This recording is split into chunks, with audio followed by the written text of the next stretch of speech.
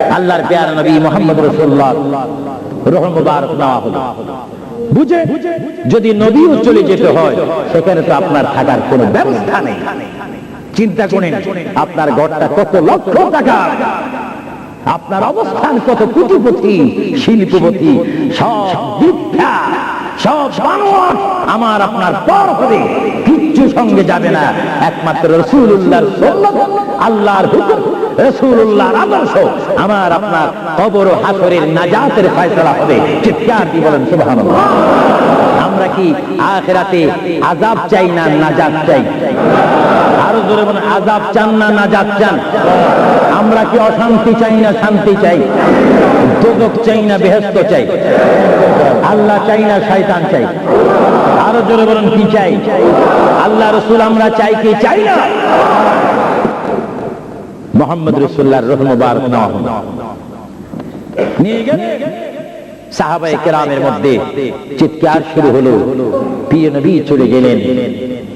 আল্লামা শেখ আব্দুল হক মুহাদ্দিদ মাদারিজুন নবুওয়াতের মধ্যে তিনি বলেন বিশ্বের শ্রেষ্ঠতম ক্লাস নম্বর 1 মুহাদ্দিস, যার সিনার মধ্যে লক্ষ লক্ষ হাদিস মুখস্থ ছিল। তিনি মাদারিজুন নবুওয়াত ফারসি কিতাবের মধ্যে তিনি লেখেন, মুহাম্মদ রাসূলুল্লাহর রূহ মুবারক যখন নেওয়া হলো, আল্লাহর পেয়ারা হাবিবের রূহ মুবারক নিয়ে আসমানে আজরাইল প্রথম আসমানে চলে গেলেন। জোরে বলেন কোথায়? প্রথম আসমানে গেল, দ্বিতীয় তৃতীয় চতুর্থ পঞ্চম ষষ্ঠ, সপ্তম আসমানে যখন চলে গেল, ওই সপ্তম আসমানে যাওয়ার পরে আল্লাহ রাব্বুল আলামিন হাকামুল হাকিমিনের ওই পাঠানো আজরাইল তিনি চিৎকার দিলেন ফেরেশতাদের মহলের মধ্যে গিয়ে, ফেরেশতাদের কাছে গিয়ে তিনি একটা চিৎকার দিলেন, এই ফেরেশতারা তোমরা একটু আমাকে বিপদ থেকে রক্ষা করো।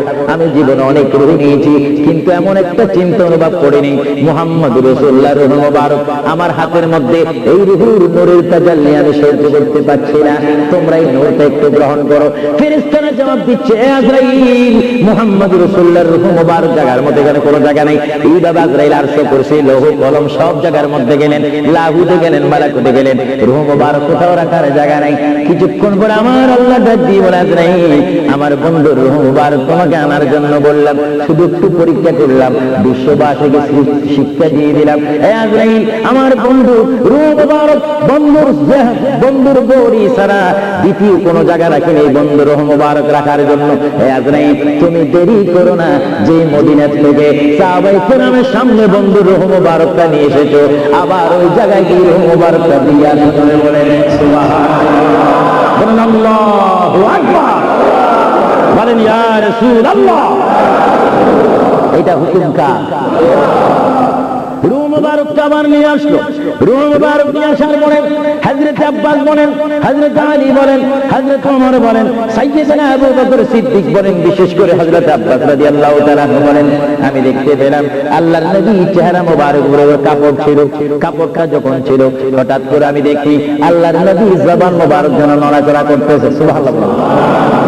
হযরত আব্বাস বলেন, আমি ওমরকে ডাক দিলাম, সাইয়্যিদনা আবু বকরকে ডাক দিলাম, এ সাহাবীরা তোমরা কেঁদো না, আল্লাহর নবী মরেন, আল্লাহর নবী মৃত্যুবরণ করতে পারে না, আল্লাহর নবী যদি মরে যায় আল্লাহর রহমত শেষ হয়ে যাবে। তোমরা দেখো রে, আল্লাহর নবী যেন জবান মুবারকে কি জানি বলতেছে। হযরত সাইয়্যিদনা আবু বকর বলেন, আমার কানটি, আমার ডান কান আল্লাহর নবীর জবান মুবারক উপরে যখন দিলাম, আমি দেখতেছি আল্লাহর হাবিব জবান মুবারক দিয়ে বলতেছে, রব্বি হাবিবি উম্মতি, রব্বি হাবিলি উম্মতি। আল্লাহর হাবিব সাহাবায়ে কেরাম চিৎকারে মারি বলে, আল্লাহর নবী মরতে পারে না।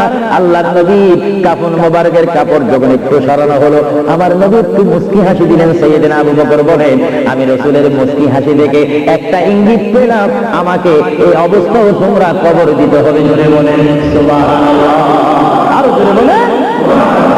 সাইয়্যিদনা আবু বকর সিদ্দিক বুঝে গেলেন আল্লাহর নবীকে গোসল দেওয়া হলো, সব দেওয়া হলো, জানাজা পড়াই ইমাম বিহীন আমাদের জানাজা পড়তে হয় ইমামের নেতৃত্বে। 4 তাকবীর শহীদ কি পড়ে? জানাজা। আরো জোরে বলেন কি পড়ে? ইমাম কি পিছে থাকে না সামনে থাকে? কিন্তু আমার নবীর জানাজা এইভাবে হয়নি। আমার নবীর জানাজা কিভাবে হয়েছে জানেন? কুররাতুল ওয়াইজিন দুররাতুন নাসিহিন কিতাবের নাম বলে দিচ্ছি, মাআরিজুন নবুওয়াত কিতাবের নাম বলে দিচ্ছি মাকামে নবুয়ত, শাওয়াহিদুন নবুয়ত। এই কিতাবখানা লেখা হয়েছে আজ থেকে প্রায় 800 বছর পূর্বে। আল্লামা আব্দুর রহমান নুরউদ্দিন জানি রাহমাতুল্লাহ আলাইহি কিতাবের মধ্যে উল্লেখ করেন মুহাম্মদুর রাসূলুল্লাহ সাল্লাল্লাহু আলাইহি ওয়াসাল্লাম এমন একজন পয়গম্বর যার মৃত্যু এমন একটা মৃত্যু হয়েছে যিনি কবর শরীফে যাওয়ার আগে তার নামাজে জানাজা পড়েছেন। সমস্ত ফেরেশতারা এসে তাওয়াফ করে করে, সমস্ত সাহাবীরা চতুর্দিকে তাওয়াফ করে করে দুরূদ শরীফ পড়ে পড়ে নবীকে কবরের মধ্যে নিয়েছেন। জোরে বলেন সুবহানাল্লাহ। তোর নবীর জানাজা, আমাদের জানাজা যেমনি ভাবে পড়া হয় নবীর জানাজা তেমনি ভাবে পড়া হয়নি। কারণ আমাদের জন্য, মৃত্যু ব্যক্তির জন্য জানাজা কি করবে কাফায়া, আর আমার নবী কি মরানা জিন্দা। আওয়াজ বোঝা যায় নবী মরে গেছে। আরো জোরে বলেন নবী মরানা জিন্দা। আপনার মদিনা শরীফ যান মরা নবীর কাছে না জিন্দা নবীর কাছে? নামাজে যে নবীকে সালাম দিচ্ছেন মরা নবী না জিন্দা নবী? এই জন্য আমার মা বোনকে আমি বলবো, আমার বাবাদেরকে বলবো, আমার নওজোয়ান ইসলামিক সেই সৈনিকদেরকে বলবো, আহলে সুন্নাত ওয়াল জামাতের কর্মী বাহিনীকে বলবো, আপনারা যখন নামাজ পড়বেন, নামাজের মধ্যে যখন সালাম দিবেন, আত্তাহিয়াতু পড়তে গিয়ে আসসালামু আলাইকা আইয়ুহান নবিয়্যু যখন বলবেন, নিয়ত রাখবেন, খেয়াল রাখবেন, ধারণা করবেন নবী আপনার সামনে, নবী আপনাকে দেখতেছে। যদি আপনি না দেখেন, এই চিন্তা অনুভব করে যদি আপনি নামাজ পড়েন, এই নামাজটা আপনার জন্য হয়ে যাবে মেরাজ এবং বেহেশতের তালা খোলার চাবি। চিৎকার দিয়ে বলেন সুবহানাল্লাহ। এই জন্য রাসূলুল্লাহ বলেন আসসালাতু মিফতাহুল জান্নাহ, এবং অন্য হাদিসে বলা হচ্ছে আসসালাতু মিরাজুল মুমিনিন, নামাজ হচ্ছে ঈমানদারের জন্য মেরাজ। তাদের জন্য মেরাজ যারা নবী ওয়ালা হয়ে নবীকে মুহাব্বত করে আল্লাহর ভয়ে নামাজ পড়বে, সে নারী হোক আর পুরুষ হোক, তার জন্য এই নামাজটা জান্নাতের দরজা খোলার চাবি হয়ে গেল। চিৎকার দিয়ে বলেন সুবহানাল্লাহ। আমরা নামাজ পড়তে চাই কি চাই না? আরো জোরে বলেন চাই কি চাই না? এটা তো শরীফ বলেন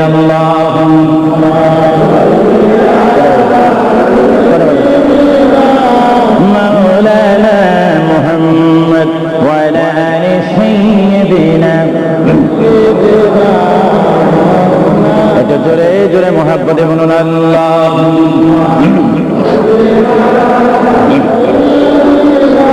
এখন কথা বলে ওয়া আলা আলি সাইয়্যিদিনা।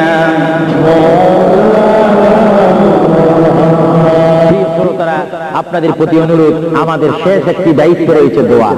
জোরে বলুন কি আপনারা দোয়া চান না?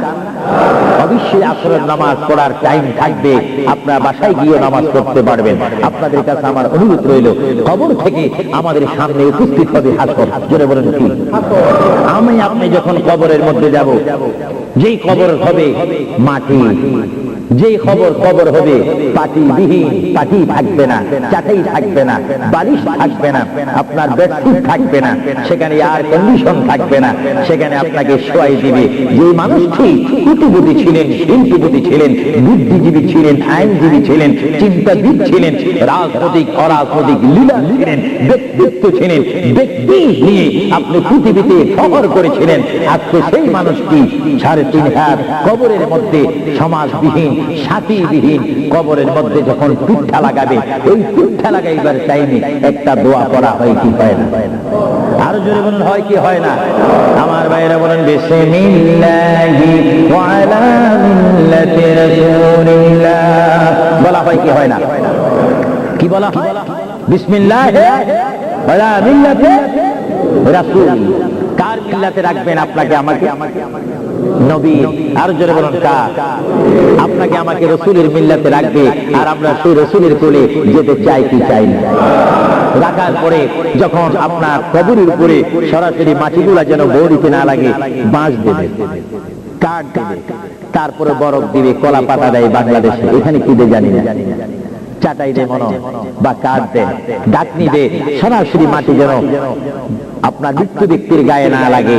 তারপরে একটা দোয়া পড়া হয়, মিনহা খালাকনাকুম, বলেন মিনহা খালাকনাকুম ওয়া ফিহা নুঈদুকুম ওয়া মিনহা নুখরিজুকুম তারাতান উখরা। পড়া হয় কি হয় না? অর্থ, এই বান্দা, আমি আল্লাহ তোমাকে এই মাটির থেকে সৃষ্টি করলাম, আবার এইখানে তোমাকে পুনরায় রাখলাম, সুবহানাল্লাহ, আবার এখানে পুনরায় তোমাকে কুন ফায়াকুন বলে আবার তোমাকে প্রাণ দিয়ে জিন্দা করব। যেখানে তুমি জিন্দা করে স্থান পাবে ওই স্থানের নাম বলেন হাসরের ময়দান। জোরে বলেন কিসের ময়দান? আপনার অবস্থান সূচনা হবে কবর, আর আপনাকে উঠতে হবে কোথায়? আরো জোরে বলেন কোথায়? এখানে আপনাকে ইন্টারভিউ নেওয়া হবে, পরীক্ষা নেওয়া হবে, এখানে আপনাকে প্রশ্ন করা হবে। কি করা হবে? এই জন্য হাদিস শরীফে আছে, কবরের মধ্যে 1 নম্বর প্রশ্ন হবে ঈমান। জোরে বলেন কি? হাসরের ময়দানে 1 নম্বর প্রশ্ন হবে নামাজ। ঈমান দিয়ে শুরু হবে, নামাজ দিয়ে শেষ হবে। এই জন্য যেমন আমরা ঈমান চাই, তেমনি ভাবে আমরা নামাজও চাই। আপনারা কি নামাজ চান না? আমার নওজোয়ান ভাইয়েরা বলেন, আমরা কি নামাজ চাই না? নামাজের পরিবেশ সৃষ্টি করতে চাই না? বিশ্বের মধ্যে অশান্ত পৃথিবীকে শান্তিভাবে শান্তিভাবে যদি প্রতিষ্ঠানিক রূপ দেওয়ার যদি কোনো প্রয়োজনীয়তা মনে করেন, সেই প্রয়োজনীয়তা রয়েছে মুহাম্মদ রাসূলুল্লাহর আদর্শের মাধ্যমে। চিৎকার দিয়ে বলেন সুবহানাল্লাহ। প্রথম প্রশ্ন হবে, আপনাকে কবরে প্রথম প্রশ্ন করা হবে ইংরেজিতে, উর্দুতে, ফার্সিতে, বাংলাতে না আরবিতে? আওয়াজটা মনে হয় একটু দুর্বল হয়ে গেছে। আর যদি আরবি না জানেন, নবীর উম্মত হওয়ার কারণে কবরে আরবি বলতে পারবেন। সুবহানাল্লাহ। জোরে বলেন কোন ভাষা? এখন আপনি বলবেন, ফেরেশতারা বলবে মান রাব্বুকা, আপনি যদি বলেন আমি সরি আছি, ফেরেশতারা কি এটা বুঝবে নাকি? সরি টরি যাইগুলো দুনিয়া। এখন ঠিকঠাক জবাব দাও, মান রাব্বুকা, তোমার প্রভুকে? জবাব দিতে হবে কি জানেন? বলেন রব্বি আল্লাহ। আমি প্রশ্ন করব, সবাই জবাব দিবেন মান রাব্বুকা। সবাই উচ্চ স্বরে বলেন তো দেখি, রব্বি আল্লাহ। আবার প্রশ্ন, এই কবরের প্রশ্নটা আজকে শিক্ষা দিচ্ছি, সবাই বলেন রব্বি আল্লাহ। আমি প্রশ্ন করব মান রাব্বুকা, সবাই বলেন রব্বি আল্লাহ। মান রাব্বুকা, মা দীনুকা, বলেন দীনি আল ইসলাম। মা দীনুকা, মা কুনতা তাকুলু ফি হক্কি হাযার রাজুল। বুঝবেন, আপনাকে প্রশ্ন করা হবে, হে আল্লাহর বান্দা, মান রাব্বুকা, তোমার প্রতিপালক কে? তোমার ইলাকে, তোমার আল্লাহকে। আপনি যদি ইমানদার হন, নামাজি হন, আল্লাহ ওয়ালা হন, মিথ্যা কথা যদি না বলেন, শিরক বেদাত যদি না করেন, রাসূল ফরসানে যদি বেয়াদবি না করেন, আপনি বলবেন রব্বি আল্লাহ। ফেরেশতারা সঙ্গে সঙ্গে বলবে মা দীনুকা, এই ব্যক্তি তোমার দিন কি? বলবেন দীনি আল ইসলাম, আমার ধর্মের নাম দিন ইসলাম। এবার মন্ত্রীর নবীর প্রশ্ন করবে, হে আল্লাহর বান্দা, বড় সাবধানে সহিত তুমি প্রশ্নের জবাবটা দিও। এই প্রশ্নের উপরে তোমার নির্ভর করবে জান্নাত এবং দোজখ। তোমাকে প্রশ্ন করতে চাই, মা কুনতা তাকুলু ফি হক্কি হাযার রাজুল। এইভাবে দেখাই দিবে, মা কুনতা তাকুলু ফি হক্কি হাযার রাজুল। মৃত্যু ব্যক্তি যিনি তোমার কবরের মধ্যে উপস্থিত হয়ে সোনার একজন নূরের মানুষ দাঁড়িয়ে আছে, এনাকে তুমি চিনোনি? যারা আছে রাসূল নবীওয়ালা, তারা সঙ্গে সঙ্গে বলবেন, ফেরেশতারা চলে যাও, উনি হচ্ছে আমার বিএনপি মুহাম্মদুর রাসূলুল্লাহ সাল্লাল্লাহু আলাইহি ওয়াসাল্লাম। আমার আল্লাহ বলবে মুনকির নবীরে, আর দেরি করো না, আমার আদরের বান্দার কবরের সাথে জান্নাতের সাথে দরজা দিয়ে দাও। সুবহানাল্লাহ। আরো জোরে বলেন। আপনার কবর থেকে জান্নাতের পরিবেশ লাভ করতে হলে মুহাম্মদ রাসূলুল্লাহর ভালোবাসার প্রয়োজন আছে কিনা? আরো জোরে বলেন, আছে কিনা? তিনটি প্রশ্ন শেষ। যদি ভালো হয় হাসরের ময়দানে উঠবেন, দিল যদি ভালো হয় ডান হাতে আমলনামা, আর যদি তকদির মন্দ হয় বাম হাতে আমল উঠবেন আপনি। যারা আসামি কাঠগড়ায় থাকবেন, হাত এইভাবে থাকবে, আগুনের রশি আগুনের শিখর হাতে থাকবে, ফেরেশতারা টেনে টেনে মিজানের কাছে নিয়ে যাবে, মিজানে তুলবে, বদ বেশি গুনাহ বেশি, ফেরেশতারা আগুনের দোররা ধরে আপনাকে জাহান্নামের দিকে টেনে টেনে নিয়ে যাবে। জাহান্নামীদেরকে যারা জান্নাতি তারা স্বাধীনতা লাভ করে তারা জান্নাতের দিকে যাবে। সুবহানাল্লাহ।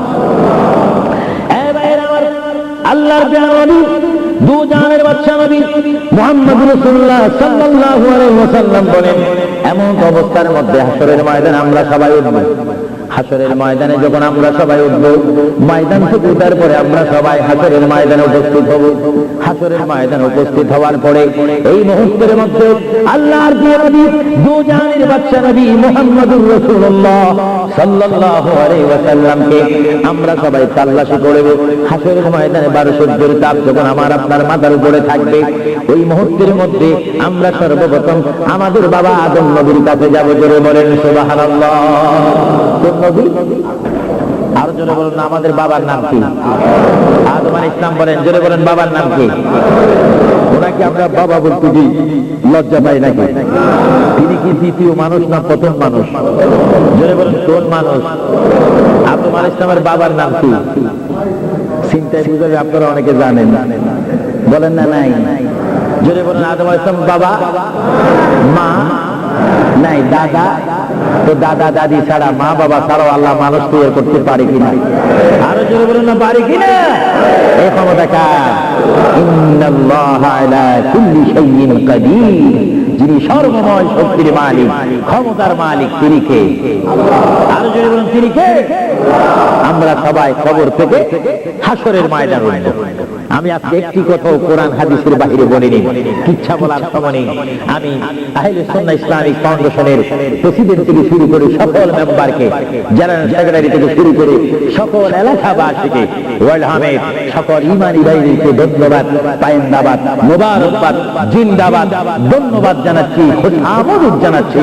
আপনারা যে একটি বিশেষ বস্তু আমাকে দিয়েছেন, কবর ও হাসর। কারণ আমরা রয়েছি বর্তমান দুনিয়ার মধ্যে, সামনে আমাদের অবস্থান কবর, তারপরে হবে আমাদের হাসর। সেখান থেকে তাকে দিন যদি ভালো হয় আমরা চলে যাব বেহেশতে। চিৎকার কি বলেন সুবহানাল্লাহ। আপনারা কি বেহেশতে চান না? আবার কি বলেন, একটু বেহেশতে চান না? বেহেশতে যাইতে হলে বেহেশতের কাজের প্রয়োজন আছে না? দেখা যাবে কিছুক্ষণ পরে কাজটা কেমন। ভাইরা, সমস্ত মানুষ আমরা হাসরের ময়দানে উপস্থিত হয়ে এবার আমরা কি বলবো? নফসি নফসি, ইয়া নফসি ইয়া নফসি, সবাই বলবো। হঠাৎ করে আমরা দেখব আদম আলাইহিস সালাম। আমরা বলবো, এ বাবা আবুল বাশার, আদম আলাইহিস সালাম, আপনি আমাদের বাবা, আপনি দুনিয়ার প্রথম মানুষ, আপনার দরবারে আমরা এসেছি, আমাদের জন্য একটু সুপারিশ করেন। জোরে বলেন, কি করেন? আমাদের জন্য একটু সুপারিশ করেন। আল্লাহর দরবারে কাঁদেন। তিনি বলবে, লাস্তু লাস্তু হুনাকুম লাস্তু হুনাকুম। তিনি চোখের পানি ছেড়ে দিবেন আর বলবেন, আমি নিজের জন্য আল্লাহর দরবারে কাঁদতেছি, তোমাদের জন্য আমি কিছু করার নেই। তখন আমরা যাব নূহ আলাইহিস সালামের কাছে। নূহ আলাইহিস সালাম বলবে, আমি তোমাদের জন্য কিছু করতে পারবো না। তখন যাব আমরা ইব্রাহিম নবীর কাছে। ইব্রাহিম নবী আমাদের জন্য কিছু করতে পারবে না। সমস্ত মানুষ আমরা পেরেশান হয়ে যাব। 12 সূর্যের তাপ আমাদের মাথার উপরে থাকবে, যে ময়দানের নাম হাসর। আমার মা বোনকে বলতেছি, আপনার সামনে কবর রয়েছে, কবরের পরে হাসর। আমার বাবারা বলতেছি, আপনার সামনে কবর, তারপরে হাসর। ওই হাসরের ময়দানের জন্য প্রস্তুতি হন। সমস্ত নবীরা বলবে, লাস্তু হুনাকুম, আমাদের কোনো ক্ষমতা নাই তোমাদেরকে সুপারিশ করার জন্য। আমরা আল্লাহর দরবারে কাঁদতেছি নিজের জন্য। এই টাইমে আমরা যখন হযরতে মূসা নবীর কাছে যাব, মূসা নবী বলবে, লাস্তু হুনাকুম, আমি নিজের জন্য নিজে কাঁদতেছি। তারপরে মূসা নবী বলবে, আমি তোমাদেরকে একটা ঠিকানা দিলাম, ওই যে একজন পয়গম্বর দেখা যায়, ওই পয়গম্বরের কাছে তোমরা চলে যাও। ওনার কাছে যখন আমরা যাব, তিনি বলবেন, আমি ঈসা রুহুল্লাহ। আমরা ঈসা রুহুল্লাহকে বলবো, এই ঈসা নবী, আপনি পৃথিবীতে এসে আবার আসমানে চলে গিয়েছেন, আখিরি জামানার নবীর উম্মত হওয়ার জন্য। জন্য মেহেরবানি করে আমাদের জন্য আল্লাহর দরবারে আজকে একটু সুপারিশ করেন। বারোশুদ্ধির তবে আমরা সহ্য করতে পারছি না, সাঁতার কাটতেছি, আমাদের জন্য একটু সুপারিশ করেন। ঈসা নবী ডাক দিয়ে বলবে, তোমরা কেন আমার কাছে এসেছো? তিনি বলবে, আমি নিজের জন্য আল্লাহর দরবারে কাঁদতেছি। ঈসা নবী বলবে, এই যে তোমরা দেখতে পাচ্ছ একটা জায়গা দেখা যায়, যেই জায়গার মধ্যে বিশাল একটা কুরসি দেখা যায়, চেয়ার দেখা যায়, যে চেয়ারের নাম আমরা আযানের দোয়ার মধ্যে পড়ি, আল্লাহুম্মা রাব্বা হাযিহিদ দাওয়াতিত তাম্মা ওয়াস সালাতিল কায়িমা আতি মুহাম্মাদাল ওয়াসিলাতা ওয়াল ফাদিলাতা ওয়াদ দারাজাতার রাসিয়া ওয়া বা'আথহু মাকামান মাহমুদা। ঈসা নবী বলেন, এ উম্মত মুহাম্মাদি, ওই যে মাকামে মাহমুদ দেখা যায়, বিশাল একটা নূরের সিংহাসন দেখা যায়, ওই সিংহাসন বরাবর আরেকটা নূরের লাইট দেখা যায়, ওই লাইটের নিচে তোমরা চলে যাও, তোমরা গিয়ে দেখবে হাসরের ময়দানের কান্ডারি দুই জাহানের বাদশা নবী উম্মতি বলে বলে তোমাদের জন্য কাঁদতেছে। জোরে বলেন সুবহানাল্লাহ, আরো জোরে বলেন। আমরা সবাই চলে যাব আমার নবীর কাছে। যখন আমরা চলে যাব, আমরা গিয়ে বলবো, ইয়া রাসূলুল্লাহ, ইয়া হাবিবাল্লাহ। আমার নবী চিৎকার দিয়ে যখন রব্বি হাবলি উম্মতি করে চিৎকার দিলেন, আল্লাহ নবী বলবে, এতক্ষণ তোমরা কোথায় ছিলে? আমি তোমাদের জন্য সিজদার মধ্যে পড়ে আছি। আল্লাহ নবী আবার সিজদা দিবেন। আল্লাহর নবী সিজদা দেওয়ার পরে আমার আল্লাহ বলে, হাবিব, এ বন্ধু, তাইফের ময়দানে, উহুদের ময়দানে, হাইবের ময়দানে, কারবালার ময়দানে ইসলামকে প্রতিষ্ঠিত করার জন্য, শানের সালত শানে মুস্তাফা প্রকাশ করার জন্য আপনাকে অনেক কাঁদাইছিলাম। ইয়া রাসূলুল্লাহ, হাসরের ময়দানে আপনি কাঁদবেন না। আপনি যদি কাঁদেন, আমি আল্লাহ সহ্য করতে পারবো না। আজকে আপনি কাঁদবেন না, আপনি মাকাম মাহমুদের মধ্যে বসেন। আমি বিশ্ববাসীকে দেখাই দিতে চাই আমি আল্লাহ আমার নবীকে কেমন ভালোবাসি। সমস্ত নবীরা আজকে দাঁড়িয়ে থাকবে, আপনি মাকাম মাহমুদ আসন গ্রহণ করে নেবেন। বলেন ইয়া রাসূলুল্লাহ। আল্লাহর প্রিয় নবী, তারপরে তিনি সের মোবারক চলবে না, তিনি কান্দে, রাব্বি হাবলি উম্মতি বলে বলে যখন কান্দে, আমার আল্লাহর মধ্যে এখন জোশ আসবে। আমার আল্লাহ বলবে, ইয়া মুহাম্মাদু ইরফা। বলেন সুবহানাল্লাহ। আমার নবী বলবে, ইয়া মুহাম্মাদু ইরফা রাসাদা সালতুতা ওয়াশফা ওয়াশফা তুশফা। আই মুহাম্মদ, আই বন্ধু নবী, আপনি সের মোবারক করেন, আপনি আমার কাছে যা চাইবেন আমি আপনাকে তা দেব। আপনি কি চান বলেন। আমার নবী কেঁদে কেঁদে বলবে, আল্লাহ গো, তুমি যখন আমাকে বলেছো আমি তোমার কাছে কি চাই। এই যে জাহান্নাম দেখা যায়, জাহান্নামের ভিতরে আমি নবীকে মহব্বত করেছে এমন অনেক কোটি কোটি বান্দারা উপস্থিত হয়েছে। আল্লাহ, আমি চাই জাহান্নামে একটু প্রবেশ করবো, আমার ইচ্ছা অনুপাতে আমি জাহান্নামীকে জান্নাতে নিয়ে আসবো। বলেন সুবহানাল্লাহ। আমার নবী যখন জাহান্নামের মধ্যে তিনি চলে যাবেন, জাহান্নামের মধ্যে যাওয়ার পরে ইচ্ছা অনুযায়ী তিনি যখন নিয়ে আসবেন, সকলকে জান্নাতে পৌঁছে দিবেন। আবার তিনি সিজদার মধ্যে পড়বেন। আবার আবার আল্লাহ ডাক দিবে, ইয়া মুহাম্মদ, জুরে বলেন কি, ইয়া মুহাম্মদ সাল্লাল্লাহু আলাইহি ওয়াসাল্লাম, ইরফা রাসাকা সালতুতাতি ওয়াশফা তুশফা। আই মুহাম্মদ, আবার আপনি বলেন কি চান। ইয়া আল্লাহ, তিল পরিমাণ আমার ভালোবাসা যাদের অন্তরের মধ্যে ছিল, তারা সেই জাহান্নামের মধ্যে অবস্থান করেছে, আমার সহ্য হয় না। আমি তাদেরকে, নারী হোক আর পুরুষ হোক, আমি তাদেরকে জাহান্নাম থেকে আনতে চাই। আল্লাহর প্রিয় নবী আবার জাহান্নামের মধ্যে প্রবেশ করবে। এইভাবে আল্লাহর নবী তিনবার জাহান্নামে প্রবেশ করবে। নবী বলেন, আমার জানা মতে একটা উম্মত আর জাহান্নামে আমি রাখবো না। বলেন সুবহানাল্লাহ, আরো জোরে বলেন। এই জন্য আল্লাহ রাব্বুল আলামিন কোরআন শরীফের মধ্যে আল্লাহ রাব্বুল আলামিন বলেন, মান যাল্লাযী ইয়াশফা। আল্লাহর প্যারা নবী, দুজানের নবী সাল্লাল্লাহু আলাইহি ওয়াসাল্লামকে আল্লাহ রাব্বুল আলামিন হাসরের ময়দানে সুপারিশ করার অধিকার নবীর হাতে দান করেছেন। জোরে বলেন সুবহানাল্লাহ। যাই হোক, আল্লাহ রাব্বুল আলামিন আমাদের সকলকে মুহাম্মদ রাসূলুল্লাহ আদর্শের সৈনিক হওয়ার তৌফিক দেন। চিৎকার দিয়ে বলুন আমিন।